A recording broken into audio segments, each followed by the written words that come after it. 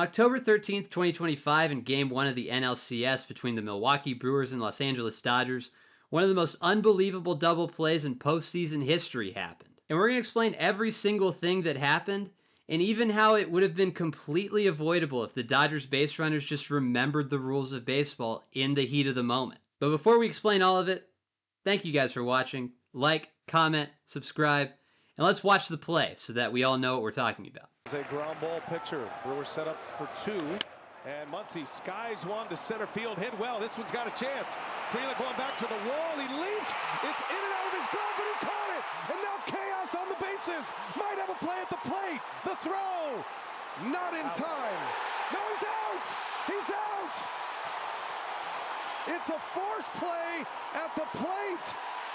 And he is out. So there's a few key characters in this that I'm going to reference throughout the rest of this video, so I'm just going to list them now. Sal Frelick is the center fielder for Milwaukee. He's the guy that leaps up and catches, or at least almost catches the ball, and starts this whole play in motion. Max Muncy is the one that hits the ball. Teoscar Hernandez is the base runner that starts at third base, and Will Smith is the base runner that starts at second base. So what happened, and why was this play so confusing? Well, if we go back and watch the play, we can see Sal Frelick's running back. He leaps, bobbles it, and it turns out that in this moment right here, that ball hits the wall.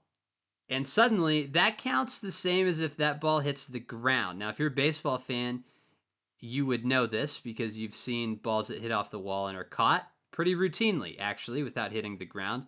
But this one's a special case because it hits his glove first and then the wall, and then it falls back into his glove at the end before he just absolutely launches it, just absolutely blowing out the UCL to get the ball to Joey Ortiz. Honestly, pretty incredible throw in the heat of the moment, and then another great throw from Ortiz to get Teoscar by that much. But so back to Frelick, the thing that makes this play so confusing is that he leaps up, it hits his glove, and then it hits the top of the wall right there, and then back into his glove. So we get another look here.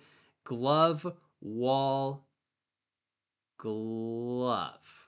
Right here, we can see it hits and it's kind of laying on the top of the wall. It changes directions right there. So right there after it hits the wall, it's as though they have hit like a one-hop line drive at Frelick, or a ground ball, okay? So that counts as though the ball has hit the ground.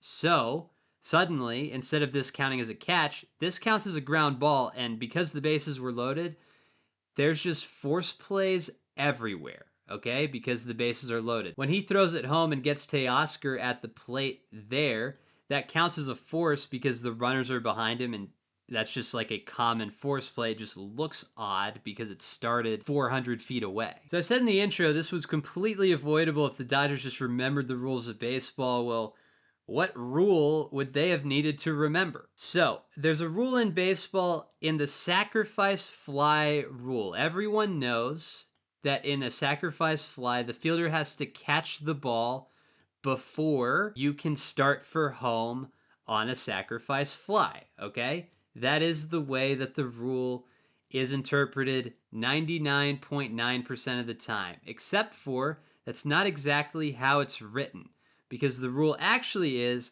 that as soon as the ball touches the glove of the fielder, you can start for home.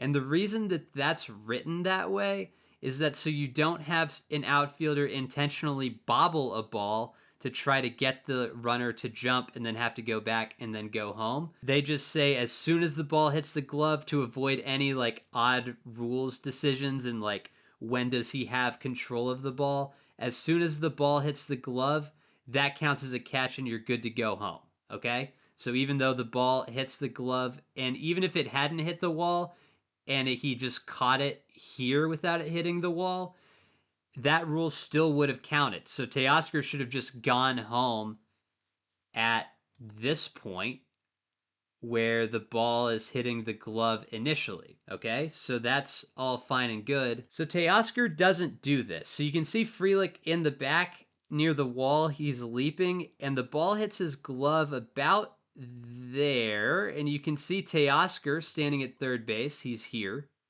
right? Frelick's back there. Teoscar's here. You can see the ball has hit the glove. Teoscar's like, I guess I'm going to go home because he caught it. And then he realizes right here that he's bobbled it. So he goes back and touches third and retags. But by that point, Frelick has already thrown the ball in. And it's most of the way to Ortiz. And then it's just a dead sprint to home that he loses by just a little bit. And that margin right there, he is able to get to home plate if he doesn't try to retag at the beginning of this play. Because you can see he leaves, he comes back, and then he leaves again. And if he just leaves and goes home, he is safe. Okay, so that would have alleviated the first out and gets the Dodgers the run if he just does that properly. If he just remembers that that's the rule, or maybe even just knows that that's the rule, he's good, right? So now the second part of this. How is Will Smith out at third? Well, it's because right now you can see he's standing on second base. The force play at home has just happened. We can see there he is sliding, and Will Smith is standing at second base, way over here. So Contreras looks up and sees that and is like, well, I guess I'd better run to third to get this force out. And Smith is like, oh, what, we're forcing? And then he steps on third, and the umpire's like, out.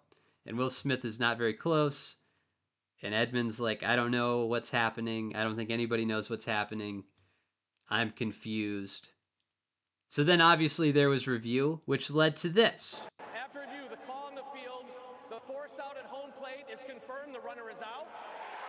It's confirmed on the runner at third base when the force out is out. Wow. Whoa. So everybody's out. They've reviewed it, and Dave Roberts is like, what are we doing? What is happening? Why? How is he out?